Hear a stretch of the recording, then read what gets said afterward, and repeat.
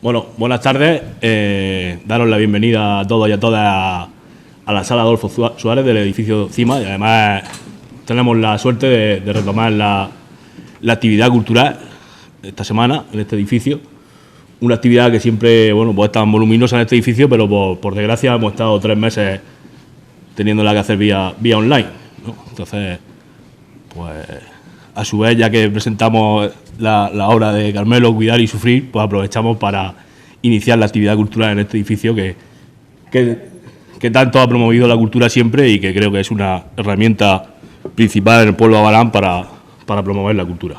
Dar las gracias a Carmelo por querer estar aquí hoy con su vecino. Sé que ayer presentó por primera vez, ¿no?, en el Casino de Murcia.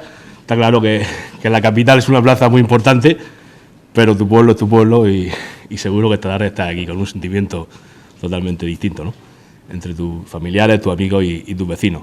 Yo voy a ser muy breve. Quiero que, decidimos que hiciera la presentación nuestro alcalde de Abarán, Jesús Gómez Montiel, porque además la ocasión así lo requiere. Solo quiero, comentar un par de cosillas, un pequeño comentario, si me permite, Carmelo, fuera de la presentación. Hemos tenido 3 meses que hemos estado confinados, hemos estado en casa. O sea, lo que han dicho la televisión y los medios, que más se ha consumido ha sido comida, bebida y cultura. Está claro que la comida y la bebida, pues cuando vas a comprarla, pues tiene una contraprestación y tienes que pagarla en el supermercado o en la tienda de barrio. Pero la cultura ha sido algo que hemos consumido y prácticamente no ha tenido ningún tipo de coste.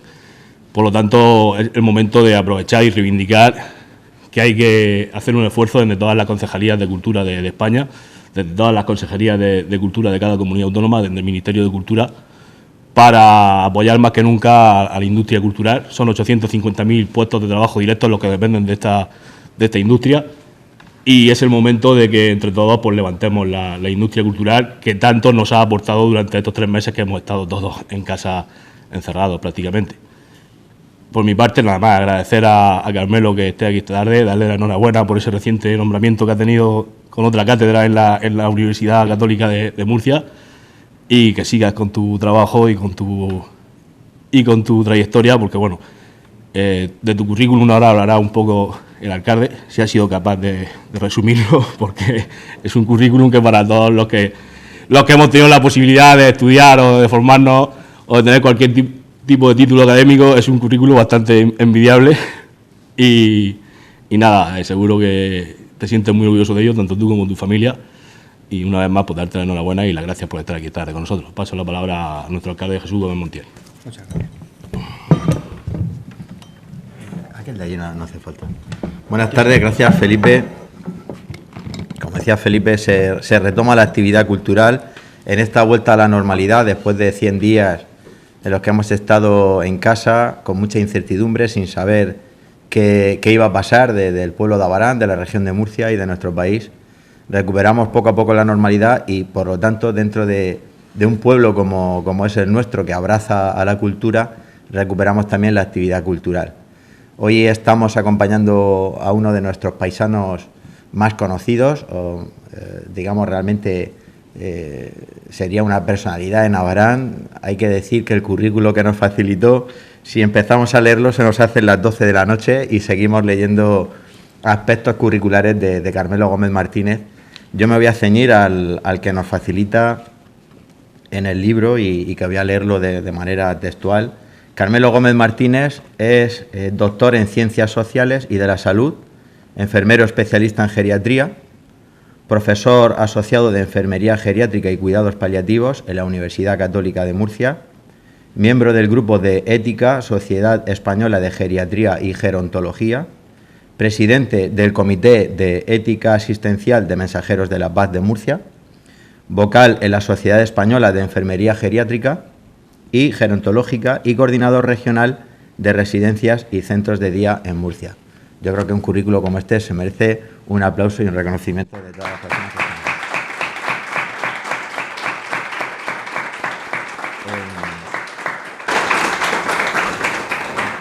Carmelo se dirigió a mí hace una semana. Estábamos achicando agua, achicando espacio, tratando de gestionar la complejidad de unos días verdaderamente inéditos, y me pidió que pudiera presentar este libro. Es un libro de lectura muy fluida, y gracias a eso he tenido muy pocos días para poder leerlo.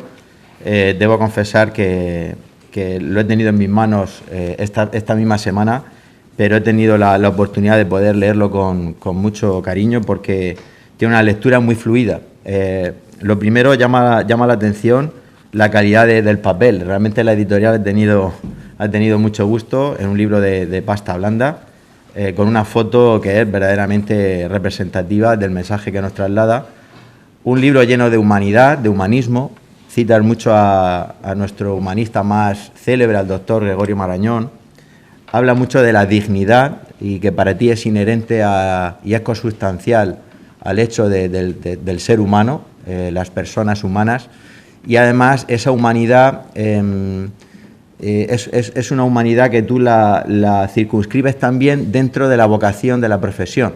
Si pensamos en el ámbito sanitario, en la perspectiva del cuidado de las personas mayores, de la enfermería, es cierto que a lo mejor a nivel social la enfermería no tiene el predicamento y el reconocimiento que debería. Muchas veces pensamos en las personas que salvan vidas. Tú citas traumatólogos, oncólogos, cirujanos, y las personas que están al cuidado de los mayores, y todos tenemos mayores en la familia, todos tuvimos personas mayores, y todos con un poco de suerte seremos mayores.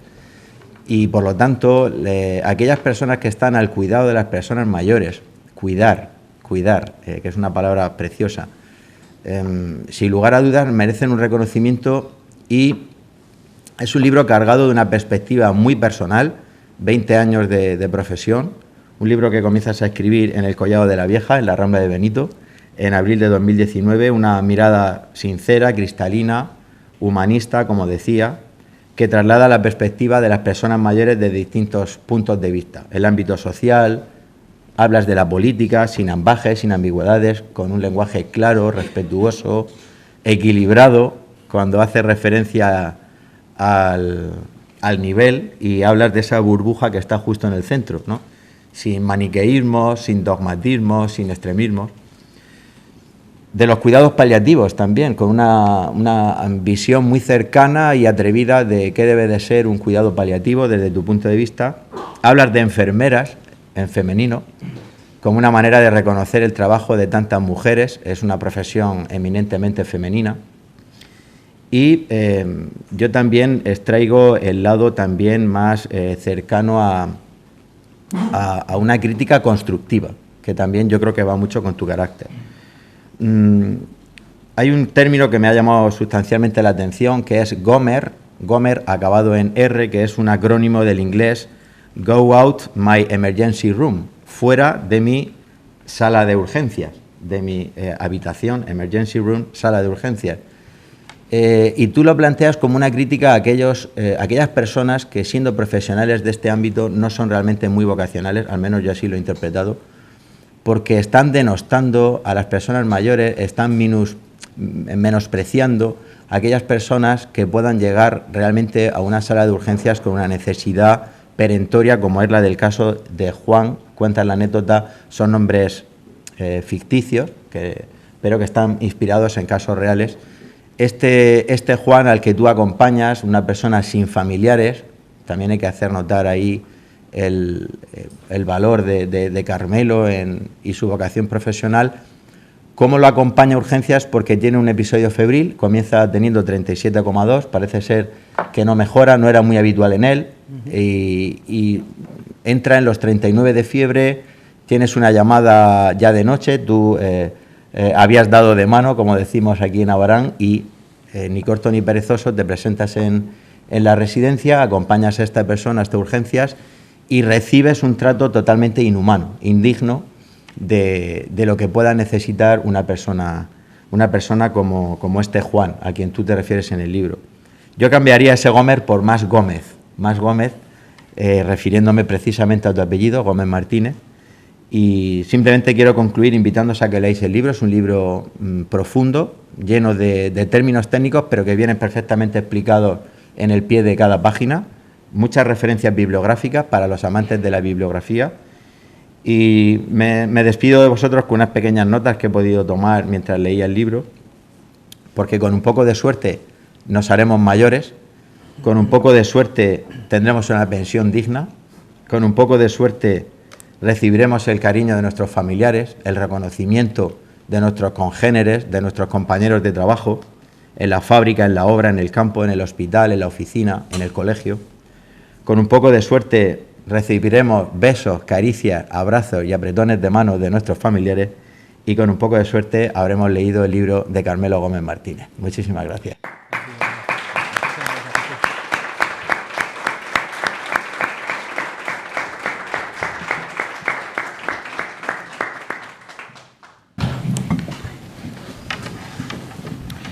Muy bien, pues muchísimas gracias a todas y a todos, en especial en este momento, ahora mismo, a tanto Felipe como a Jesús. Porque, bueno, ¿quién iba a decir a nosotros, Felipe, cuando estábamos en la furgoneta de Pablo Fonda allí, en Pamplona, que íbamos a estar esta tarde aquí hablando de un libro, ¿no? O allí en el sótano, ¿no? ¿Quién nos lo iba a contar a nosotros? Parecemos así un poco formales, pero eso no es verdad. Hemos sido todos jóvenes y hay cosas que mejor ni contarlo. Muchísimas gracias a todas las personas que estáis aquí, porque hay muchos amigos, es cierto, familia, y eso siempre te llena de mucha alegría, porque yo siempre lo he dicho,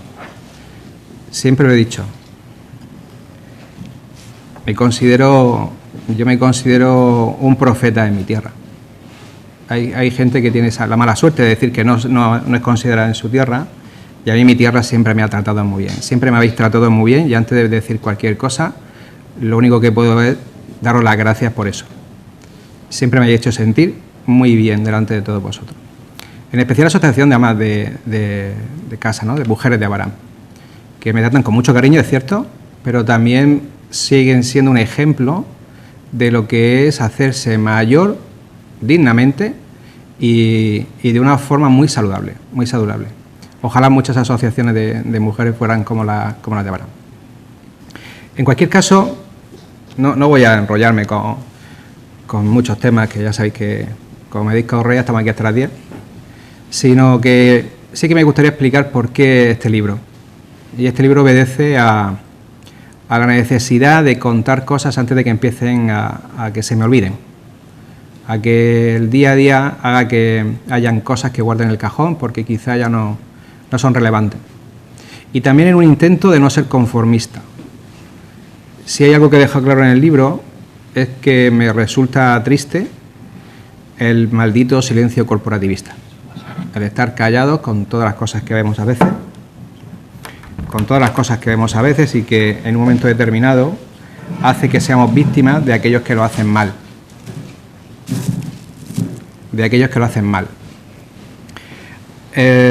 La situación que nos ha tocado vivir ahora mismo, de hace 4 meses para acá, desgraciadamente ha puesto de moda el libro. Desgraciadamente. Es algo que yo nunca iba a imaginar, jamás en la vida. Es un libro que nació un poco como un hobby para ocupar mi rato de reflexión y mis ratos de deliberación después de estar con alumnos, ¿no? Como hay algunos aquí en la sala, que te hacen preguntas muy interesantes y que a veces hay profesores que no son capaces de cogerle el interés que tienen. Desgraciadamente hemos vivido una época muy mala y no hemos dejado de vivirla, ¿eh? La gente cree que porque se haya acabado el estado de alarma, el virus se ha ido con el decreto de final del estado de alarma, y ahí está el virus para recordarnos que somos personas mortales, que no lo tenemos todo ya garantizado y que al final del todo, en el confinamiento, lo que nos teníamos era los unos a los otros, por muchas comodidades, por muchos pisos en la playa, por muchas casas en el campo. Y eso creo que tiene una perspectiva humanista, siempre es humanista. Por eso quizá el libro, desgraciadamente, yo digo desgraciadamente porque ha tenido que pasar la pandemia, ¿no? Hace alusión al por qué los que nos dedicamos a esto, nos dedicamos a eso y no a otra cosa. Y yo lo reconozco. Nadie sabe cuando se mete a hacer una profesión que tiene que ver con el cuidado de las personas, hasta qué punto es capaz de dar a las otras personas. Y no me hablo de la parte sanitaria, hablo de trabajadoras sociales, hablo de profesores, de maestros. Todo aquel que está con otra persona, todos los días tiene que luchar contra sí mismo y así mismo tiene que ir formándose a sí mismo, como persona. Hay una frase que ayer dijo la decana de la facultad en la presentación, que escribí en el libro, y que no la escribí porque sí. Dije, no existen las buenas enfermeras. Lo que hay son enfermeras que aspiran a ser buenas personas. Y eso siempre es extrapolable a cualquier profesión que se dedique a cuidar de otras personas. El libro, como digo, tiene un fuerte componente ético, porque cuando hablamos de personas y de relaciones hablamos de ética, no solamente profesional, sino ética de vida, de cómo es cada uno y cómo cada uno piensa las cosas. No es un libro que pretenda dar lecciones de moral a nadie, de verdad, no es el propósito ni lo pretendo. Yo no soy nadie para dar lecciones a nadie de nada, jamás.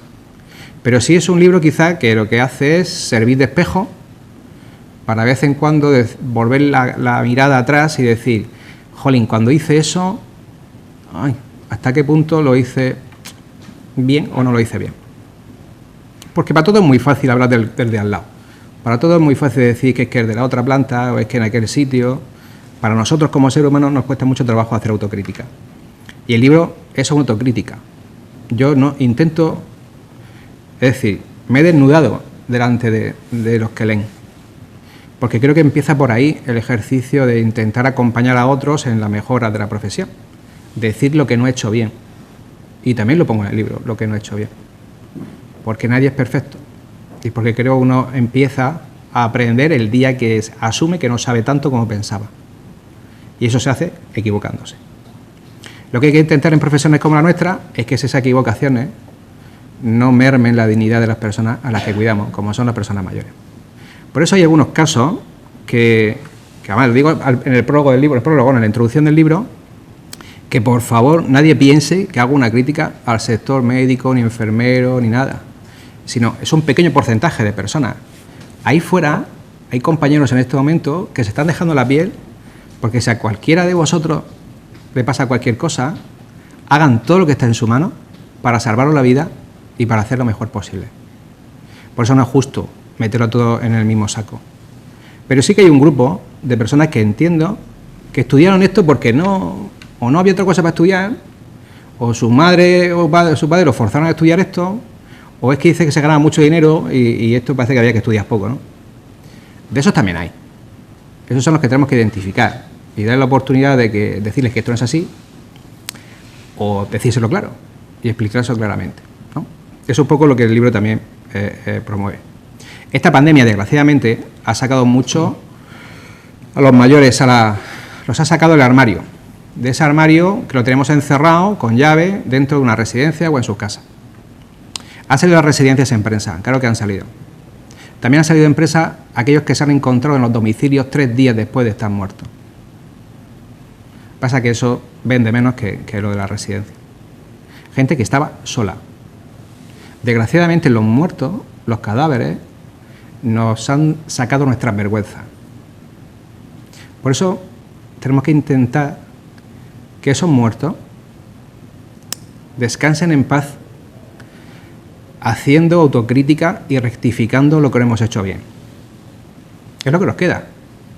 Aquí hay compañeras mías, auxiliares, y saben lo que vivimos todos los días, para intentar no contagiar a un anciano. La máscara, la pantalla, el lavado de manos, todas tienen lavado de manos y la nivea al lado, agrietadas ya de tanto lavado de manos. El susto de estornudar sin darte cuenta, el susto de toser para el lado. Todas sabemos lo que pasaría si un anciano se contagia, y es que morirían en cascada. Sí, que porque son más vulnerables, todo lo que nosotros queramos. Pero ha sido una época muy complicada, donde ha sacado realmente lo mejor y lo peor de las personas. Ha habido personas mayores a las que se les ha discriminado precisamente por ser mayores. Hay comunidades autónomas donde dijeron claramente que personas mayores de 80 años no se les iba a atender. Y eso nos tiene que dar vergüenza como sociedad. Que uno venda programas de envejecimiento saludable para que cuando llegas a ser envejecido saludablemente te digan que ya no te pueden atender en un hospital si pasa una cosa gorda como la que ha pasado, sinceramente a mí me da miedo. entiendo que muchos mayores después de esto te digan, ¿para qué quiero yo llegar a 80 años? A los que cuidamos de personas, a los que trabajamos con ancianos desde hace muchísimos años, nos ha supuesto un cisma. Nos han criticado muchísimo. Que si en las residencias tenemos ancianos de una manera, que si la tenemos de otra. Un día te aplaudían, otro día salían diciendo que iban a montar expedientes, otro día más te aplaudían. Bueno, creo que al final todo tiene su sentido. Uno va aprendiendo con los años que al final creo que todo tiene su propósito. Y al final creo que uno de los propósitos que se han cumplido es que la gente de verdad ponga la atención en las personas que viven en residencia o en las personas que están solas, las personas mayores que están solas. Y eso no es cuestión de que lo aprendan los sanitarios. Los sanitarios al final vamos a la técnica. Eso tiene que aprender una sociedad, que para ser sociedad del bienestar no debe dejar a nadie atrás. Los primeros que hay que dejar atrás son a los más vulnerables, a niños, a mujeres, víctimas de violencia. No se puede dejar atrás a inmigrantes, no se puede dejar atrás a ancianos, porque son los que más padecen y son los que más sufren. ¿Con qué doble moral podemos decir que somos sociedad del bienestar cuando en momentos donde más falta le hacemos a esas personas vulnerables les prohibimos entrar a un hospital? Esto creo que al fin y al cabo, desgraciadamente, el libro sí que recuerda qué es lo que no podemos olvidar como personas. No es tanto un libro de pandemia, ni mucho menos. Es un libro que nos recuerda que las personas que viven en los centros, en las residencias, son personas sobre todo, no son residentes. Al igual que los pacientes de hospital no son pacientes. Son personas que sufren y que padecen. Y el que esté dispuesto a trabajar con personas que sufren y que padecen, tiene que tener una talla moral y ética que nunca será la ideal, pero será algo que tengamos que perseguir. Todo el día, todos los días de nuestro trabajo tenemos que preguntarnos al salir de trabajar hasta qué punto estoy contento con lo que he hecho y en qué me baso para decir que estoy contento. Eso es algo que creo que como profesionales, pero también como personas, no se nos debe de olvidar jamás después de lo que ha pasado. Nunca más. En el libro hablo del duelo que sufren las personas mayores y la familia. Las grandes castigadas, ¿no?, por la sociedad. Un familiar que deja a su padre o a su madre en una residencia, hoy por hoy padece lo que se llama un estigma. Parece que eres mal hijo porque has dejado a tu padre o a tu madre en una residencia, cuando realmente lo que has intentado es precisamente procurarle el cuidado que en casa ya no podías procurarle. Hay mucha gente que tiene en su casa un familiar de cualquier manera y no lo lleva porque la vecina de al lado o la prima de Cuenca o el hermano que no viene a verla en los últimos 3 años le diga que es mala hija o pase cualquier cosa. Todos los que trabajen en servicios sociales, aquí lo sabéis. Y eso crea un subgrupo de personas que dicen con vergüenza por la calle, sí, mi madre está en la residencia, pero bueno, pero está porque ella quiere. No sé si os suena esa frase, ¿no? Porque yo hubiese estado dispuesto a... No, está, pero es que ella ha querido. Qué curioso, cuando le preguntamos a los ancianos por qué estás aquí, te dicen muchos de ellos con confianza, no el primer día, al mes o 2 meses, porque no quiero ser una carga para mis hijos. Qué paradójico, ¿no? Por lo tanto, hay que mirárselo, eso también. ¿Realmente la residencia es el recurso para todo el mundo? Creo que no. Deberían haber recursos intermedios, potenciar más los centros de día, por ejemplo, potenciar mucho más la atención domiciliaria. Porque las residencias, ya lo habéis visto, se van a convertir en lugares para atender a ancianos muy enfermos. Y no todos los mayores están enfermos. Deben de haber lugares que promuevan la vida de las personas. Y eso es algo que tenemos que pensar como sociedad también. Por eso hay que hablar de ese duelo. Cuando un anciano llega a una residencia, debe ser durísimo, durísimo, cerrar la puerta sabiendo que nunca más vas a volver ahí. La puerta de su casa. Debe ser durísimo. Y muchas veces nosotros, con todo el cariño del mundo, le decimos al llegar, no te preocupes, olvídate de eso, que aquí vas a estar muy bien. Es lo que solemos decir, ¿no? Y te dice el otro, te mira otro como diciendo, sabrás tú lo que yo voy a estar o cómo voy a sentirme, ¿no? No lo hacemos con maldad, lo hacemos como a veces con mucha inocencia, con ese ánimo paternalista que demasiadas veces impregna nuestra profesión, pero que hace sentirse al mayor aislado de la sociedad. Por eso me resulta triste, ¿no? Esas fiestas que de una forma muy particular Goffman hablaba de relevo del rol, es decir, llega Navidad y todo el mundo va a la residencia. Se pasa la Navidad y hasta la Navidad que viene. Y a veces ni en Navidad, ya lo digo yo. Por eso creo que es bueno hablar también de, pues eso, de la dignidad de las personas, del que atendemos y de las personas que atienden, de la nuestra también. La única forma de promover la dignidad de las personas es teniendo claro que lo que es nuestra propia dignidad. Por eso digo que es muy importante la reflexión, la autocrítica. El llegar a casa y decir, esto que he hecho, ¿cómo lo puedo enmendar? O esto que he hecho, ¿hasta qué punto se tiene que hacer así? Y el día siguiente, cuando vuelvas, llegar con el ánimo de voy a intentar no equivocarme en lo que me equivoqué ayer, o hoy voy a intentarme hacer esto de otra forma. No hay peor profesional que el que cree que ya lo sabe todo. Esos que te dicen luego en las tutorías, nena, esto es así. No sé si nos suena a lo que hemos estado en prácticas, ¿no? Nena, esto es así. Acostúmbrate porque esto es así. No pierdas el tiempo cogiendo la monedita a los abuelicos porque luego te vais tú y voy a tener que quedarme yo. No sé si os suena a lo que había hecho práctica a nivel sanitario. Y dices tú, madre mía, ¿no? Algunos de esos, no todos, ¿eh? Algunos de esos son los que dicen que los que estamos en la universidad, es que los que están en la universidad es que no valen para trabajar. Entonces tienen que estar allí. Y tú, wow. Y entonces los que trabajamos y estamos en la universidad, ¿somos más tontos que el resto? Ese es el diálogo que muchas veces tenemos que tener con los compañeros y que tenemos que tener con los propios alumnos. Los alumnos te llegan a la clase después de estar en práctica y al profesor te ponen en un reto. Usted dice esto, profesor, pero es que luego lo que vemos todos los días es otra cosa. Es difícil explicarle muchas veces que el ideal siempre tiene que estar, pero que el verdadero trabajo de la enfermera es intentar aspirar a ese ideal, a pesar de que nos equivocamos. Bien, por aquí yo voy cerrando un poco y no cansarle demasiado. Creo que es importante seguir reivindicando. Yo esta pandemia, por lo que sea, ¿no? Me he desfrontalizado y en alguna que otra vez que me han dado la oportunidad en algún medio de comunicación, de prensa escrita, cuando nos ha pillado todo como nos pilló a Elena y a mí de un día para otro, de un mediodía a una noche. Un día estábamos escribiendo una carta a la consejera, al presidente de la comunidad para pedirle ayuda y el día siguiente estábamos metidos con planes de actuación, acostándonos a las 4 de la mañana, revisando recomendaciones del Ministerio, recomendaciones de la Consejería, que a veces no eran las mismas, que a veces eran otras diferentes, que lo que hoy te dicen que hay que hacerlo así, mañana te dicen que hay que hacerlo de forma diferente. Hay que seguir reivindicando. Y lo que hay que seguir reivindicando es nuestro futuro como personas mayores, como bien decía Jesús, que aspiramos a eso, y el presente de los que están con nosotros, que son otras personas mayores. Que son esas personas que, a veces se nos olvida, superaron una guerra civil. Padecieron el hambre, la miseria. Se quitaron de la boca para dárselo a sus hijos.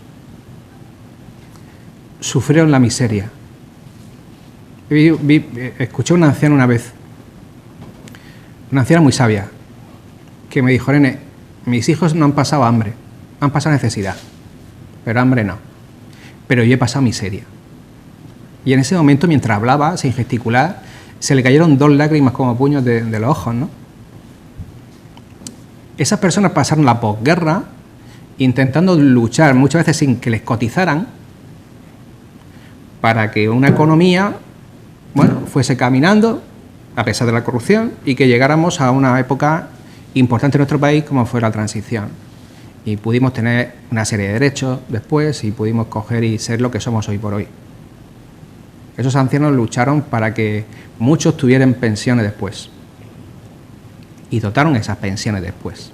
Pensiones que ahora estamos pensando hasta qué punto tienen derecho, no tienen derecho, o hasta qué punto se merecen una subida o no. Mayores que en algunos sectores de la política incluso han cuestionado hasta qué punto deberían de votar a partir de 65 años, porque ya no son población activa. Por lo tanto, yo al menos no voy a cansar de seguir reivindicando. Creo que se lo merecen, porque creo que somos lo que somos, porque otros más importantes que nosotros, que son nuestros mayores, sentaron las bases de la sociedad del bienestar que nosotros decimos y presumimos que como si fuese nuestra ahora.